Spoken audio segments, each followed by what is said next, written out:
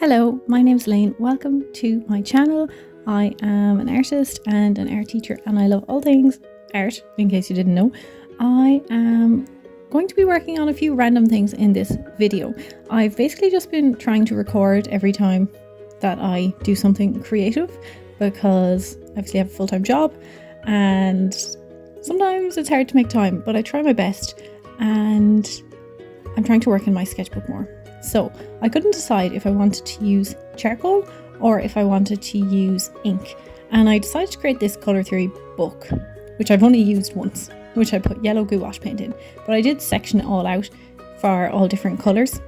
And I thought this would be nice for when I want to try something different, that I can go to the colour section and test things out and see if I want to use them, or for reference down the line if I'm coming up with colour schemes and maybe I'm deciding what colours I want to use, that I could look through my own book on colour theory.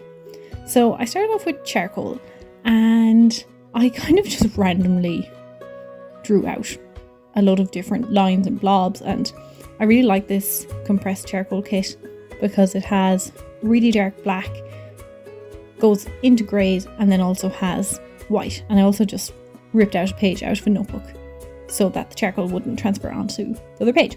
Then I also tested 2 different blue inks. I kind of had in mind that I could do a kind of monochrome drawing, but with 2 inks. So is there a word for 2? Mono is 1, I don't know what 2 is, duo. And I used Winsor & Newton ink in the colour Cobalt, and then I also used Daler Rowney. I think this is the colour Indigo.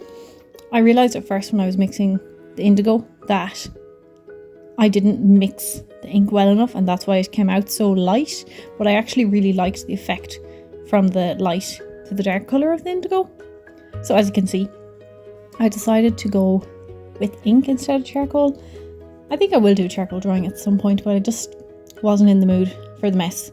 My fingers were covered in charcoal by the end of the testing and I was like, no.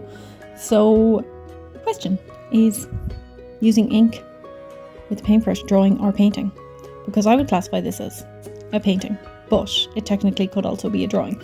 Anyway, as you can see, I have my photograph reference on the left hand side, and that is a photo that I took when I was on holidays in Malaga in July.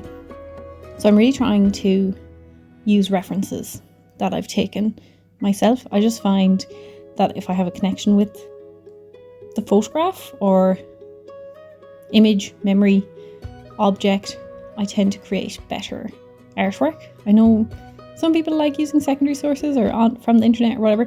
Occasionally I do, but I just feel like it doesn't feel like my own as much. That's just my personal way of creating art. I just feel like I need to be a part of the full process from photography to painting. So I kind of did a really light wash with the cobalt colour, and then I went with the indigo colour for the trees. And you can see in the photo the shadows of the palm trees was really strong, and that's what I really loved about this photo, and that really came to life in the painting. Now I do think ink is kind of like watercolour and that it can be overdone, and I realised at about this point that I went too heavy on the background and I didn't like how dark the blue was, but I was like, do you know what, it's fine, we'll just roll with it. And it was okay, like not my favourite but not the worst. So as I said, I'm trying to use the sketchbook more, so I'm trying to challenge myself to use different materials. So I think I haven't actually done it in this video, but I'm planning to, in my own time, to write out a list maybe of prompts or ideas, I guess, or materials that I could use in this sketchbook. So when I am in the mood to paint or draw or whatever, I just have references like ready to go, or even print out. This is obviously printed, this reference is printed onto photograph paper and I have a printer at home, I'm very lucky, but I could maybe print even 6 or 7 images. I need to have them printed. I don't like looking at my phone when I'm painting or drawing because then I end up getting distracted. I think if I print out a bunch of different images and then I could come to them whenever I need. Moving on, finished that drawing and I liked it. I kind of liked it. this is a very surreal moment. This is my very first oil painting, and I had no idea how to use oil paints when I did this painting, and it was hanging up in my youngest brother's room actually for ages, and he recently gave it to me and was like, this has been in my room, you can have it back. And I was like, okay, you're having a teenage, I don't even know what to call it, he's growing up, he doesn't want my pink painting anymore. And I was like, okay, I'll take it back. And I kind of felt like I can let go of it, and I decided to cover it in gesso and I will use it for a new painting. And I have conflicting views on painting over old paintings, but I quite like that I have videos of it and pictures of it, and I still have the memory of it, which is good enough for me. There are some of my childhood paintings which I would never ever paint over, and I have them on canvas and I have them kept in my art studio above the wardrobe where I zoomed in on at the start, and they're really sentimental to me and I love them. That painting is not one. Yes, it was the first oil painting I ever did, but it's not precious to me. Then I also did, this is another one my brother gave back to me. This is like the first painting of a dog I did, and it does not look like a dog.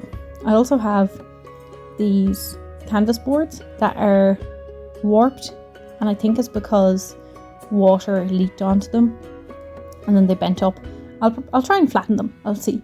I kind of just want these to be like quick studies that I can use, and just that whenever I want to paint, I have surfaces to paint on. So yeah, this dog, it was like one of the first dog paintings I think I did, and it doesn't really look like a dog, and I can do a lot better now. Go check out the painting of my dog on my channel because it's amazing and it looks like an actual dog. And yeah, this gesso I got is new. So I always used to use this one brand of gesso. I can't think of the name of it because I think it might be French and I can't pronounce the word. But I decided, I was just shopping and I happened to see this gesso kind of in like a cheap craft store, and I was like, okay, do you know what, I'll just try it because I see it. But I don't think it's the best, because I came back to those paintings that I prepped, canvases, and I could see the pink coming through over the gesso from that oil painting, and I could also see the blue coming through from that dog painting. So I think I should stick to my expensive gesso, but it'll do for now.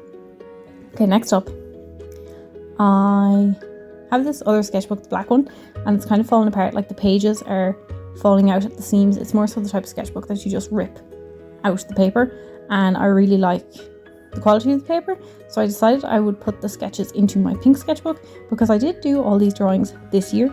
So I was like, okay, it makes sense, I can put them into this pink sketchbook, then it makes me feel like I've done a bit more, but also I'm not like losing these paintings when they're in this sketchbook.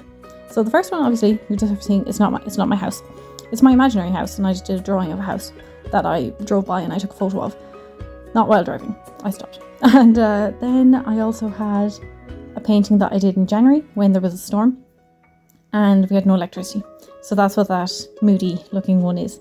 And this one of the leaf I did a few days ago because we're coming into autumn and I just wanted to do a nice autumnal leaf because I absolutely love seeing the weather change and the leaves change. Maybe not the weather, I would rather if the evening stayed nice and bright, but I like seeing the leaves change colours from green to yellow to orange to brown. I love that, I think it's amazing.